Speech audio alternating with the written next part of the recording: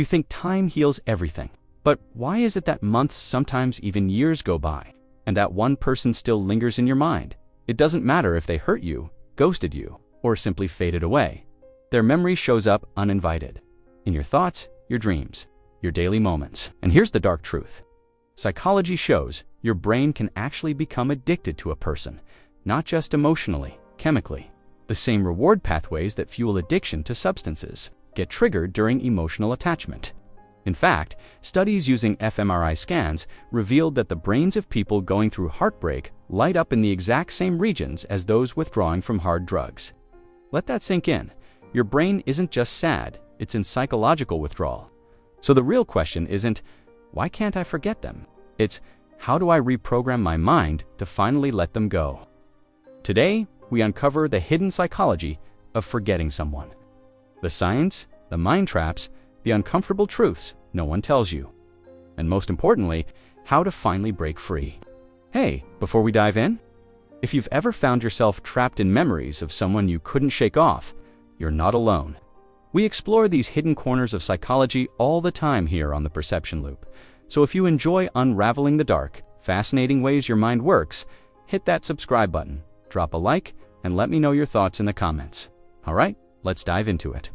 You ever notice? It's not always the good memories that keep someone stuck in your head. Sometimes it's the pain, the confusion, the unfinished sentence, the unanswered question. See, your brain doesn't crave closure because it's poetic. It craves closure because it's survival. From an evolutionary perspective, the mind hates uncertainty, an unresolved emotional connection to your brain. That's like walking through a dark forest, not knowing where the predators are, but it goes even deeper. When we bond with someone, especially through emotional intensity, our brains release chemicals like dopamine, oxytocin, even serotonin. It feels good. It feels safe. It wires that person into your reward system. But when that person leaves or hurts you, your brain doesn't neatly update the software. It clings. It searches. It replays memories like a broken record because it's desperately trying to resolve the unknown. And the worst part? Every time you accidentally think about them, your brain might give you a tiny microscopic hit of dopamine, a dangerous subconscious reward.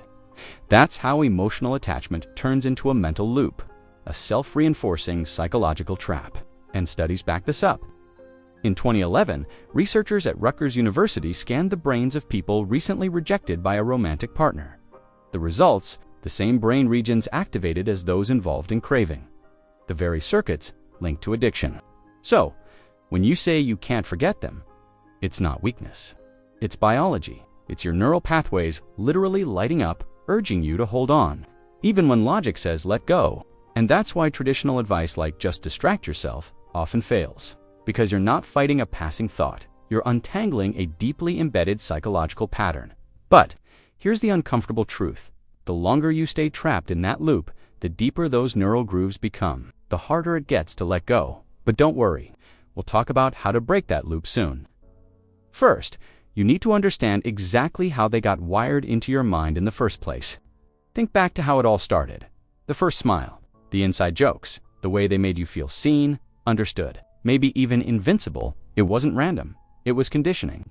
The same psychological mechanism that trains dogs to sit for treats or soldiers to respond to commands was quietly rewiring your brain every time you interacted with them. Psychologists call it emotional conditioning. It works like this. Every time you experienced a rush of positive emotion around that person, a compliment, physical touch, shared laughter, your brain made note, dopamine was released, neural connections strengthened. Your brain started to associate them with pleasure, safety, even identity. But here's the dangerous part. The conditioning doesn't stop with the good moments. Even during arguments, heartbreak, uncertainty, your brain was still learning. Emotional intensity, good or bad, reinforces attachment.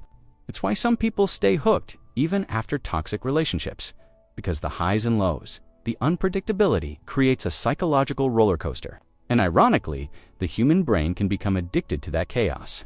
In fact, studies on intermittent reinforcement, the same principle used in gambling addiction, reveal that unpredictable emotional rewards create stronger psychological bonds than consistent ones. That means, even if they were hot and cold, loving one moment, distant the next, your brain locked in harder. Scary, isn't it? It wasn't just love, it was mental conditioning, quietly shaping your neural wiring without your permission. And over time, that person wasn't just someone you liked. They became a symbol of hope, of validation, of safety, even if, in reality, they offered none of those things. So when they left, or hurt you, or faded away, it wasn't just emotional loss, it was neurological confusion. Your brain still expected the reward, but the source was gone. That's withdrawal, that's craving, and understanding this is crucial. Because until you see how your brain was trained to need them, you'll keep mistaking emotional echoes for real connection. But don't worry, next we'll uncover how psychological learned helplessness can trap you in that cycle, and how to break free. Let me ask you something. Have you ever wanted to move on, but it just felt impossible?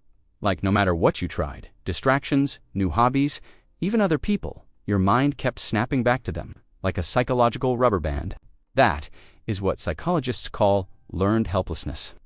And it's one of the most sinister mental traps that keeps you stuck in emotional pain. The term comes from an infamous experiment in the 1960s. Researchers took two groups of dogs. One group learned they could escape a mild electric shock by jumping over a barrier. The other group was given shocks they couldn't escape, no matter what they did. Here's the disturbing part. When those same dogs were later given a way to escape, the second group didn't even try. They just lay down, whimpering, accepting the pain as inevitable. Their brains had been conditioned to believe, nothing I do matters. That's learned helplessness. And it doesn't just apply to dogs. Humans experience it too, especially in relationships. See, when you've invested time, love, energy, when you've begged for closure, searched for answers, tried to forget them, and nothing seems to work, a dangerous belief starts creeping in. I'll never be free. I'll never get over this. This pain is permanent. And just like those dogs, you stop trying, not because you want the pain, but because your brain's been tricked into thinking escape isn't possible. But here's the truth most people don't hear. Learned helplessness is a lie your brain tells you, not reality. Just because your efforts didn't work yet doesn't mean they never will. But to break free, you have to challenge that belief, rewire that narrative, and regain psychological control.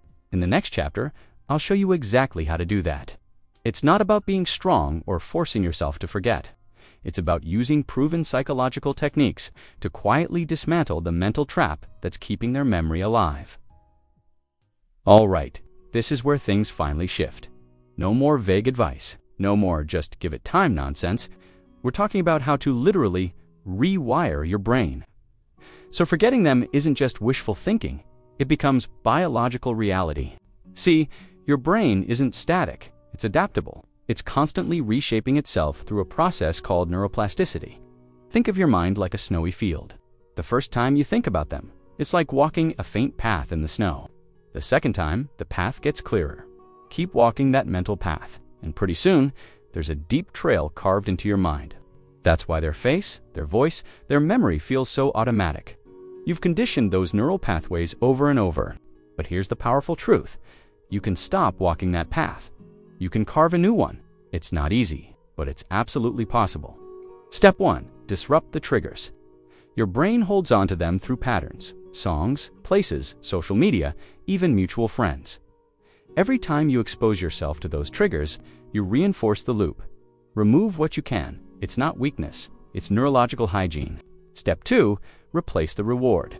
Remember, your brain craves the dopamine they used to provide, so you need to flood your reward system with new, healthier sources.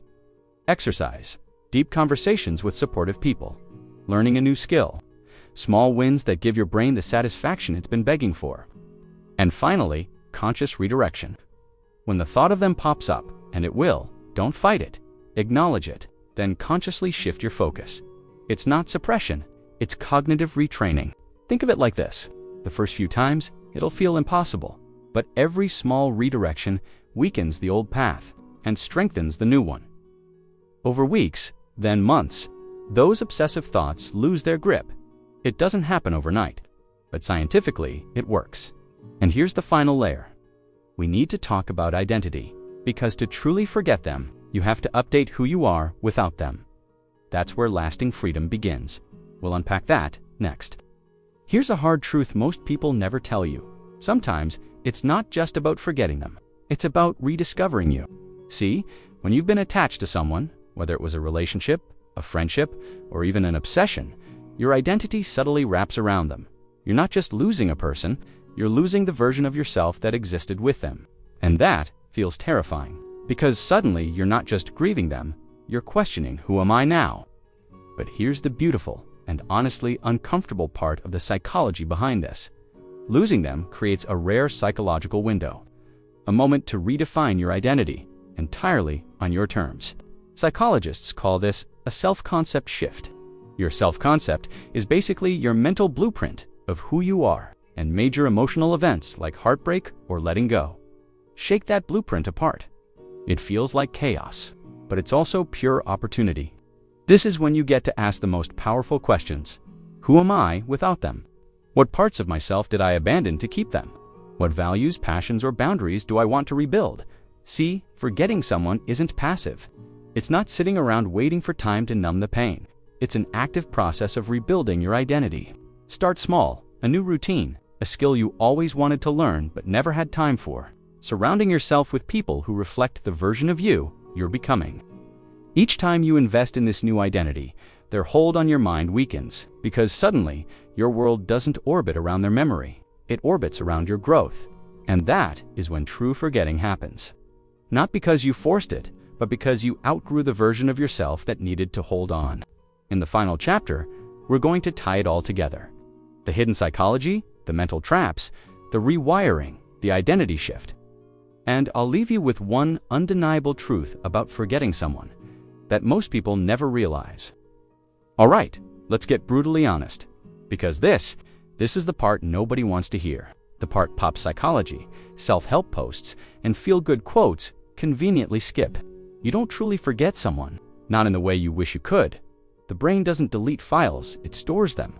Memories, emotions, experiences, they're etched into the neural fabric of who you are. But here's the hidden truth. Forgetting isn't erasure, it's irrelevance. It's when their memory, their face, that old pain still exists, but it no longer controls you. It loses its emotional charge. It becomes background noise, like a song you used to love that no longer hits the same. And that is real freedom. See, people chase forgetting like it's this magical mental purge. But the healthiest, most powerful version is when you remember them, and it simply doesn't hurt anymore. It doesn't define you. It doesn't trigger you. It's just a distant echo of who you used to be. That is psychological closure. And it's not passive. It comes from everything we've unpacked. Breaking the thought loops, rewiring the reward system, reclaiming your identity, challenging learned helplessness, step by step, day by day. Their presence in your mind fades. Not because you erased them, but because you evolved beyond the version of yourself that held on. So, don't chase forgetting like some final destination. Instead, chase growth, chase understanding, chase becoming so aligned with who you are now that their memory feels small, irrelevant. A footnote in your psychological story, because when that happens, they don't need to be erased, they're simply outgrown. And that is how you finally let go. If this gave you a different perspective, if it made you question your own mental loops, or even just helped you breathe a little easier, hit that like button, subscribe to The Perception Loop, and share this with someone who's stuck in the same cycle.